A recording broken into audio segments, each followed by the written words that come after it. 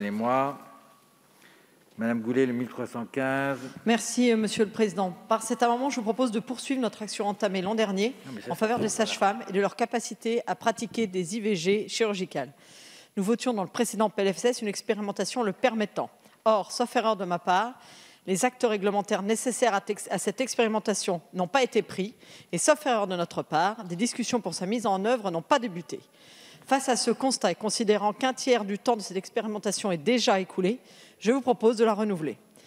Mes chers collègues, voter cet amendement est indispensable pour tirer toutes les conséquences en matière de formation des sages-femmes, d'environnement de réalisation, de coordination avec les médecins, afin de réparer durablement les inégalités de fait en matière d'accès à l'IVG. Car même si on pousse les IVG de 12 à 14 semaines, peut-être dans les prochaines semaines, cela ne réglera pas les problèmes d'accès à l'IVG que nous connaissons dans de nombreux territoires. Je vous remercie. 1315, avis de la commission, le rapporteur général. Je vais proposer un retrait à Madame Goulet, en sachant que nous avons déjà voté cette expérimentation l'année dernière, et je proposerai peut-être à Madame la Ministre de pouvoir nous dire quand le décret d'application va être mis en œuvre. Madame la Ministre.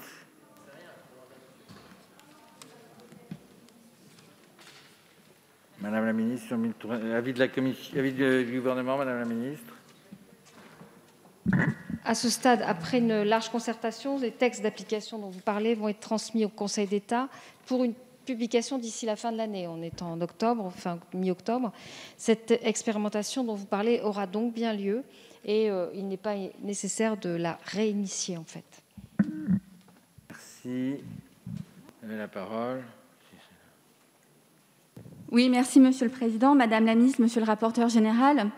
Ça fait 1 an que nous avons adopté cette mesure, qui est en effet l'expérimentation par les sages-femmes de l'IVG instrumentale. J'étais encore avec elles hier dans l'Essonne. Elles attendent en effet impatiemment la publication des décrets, les femmes également.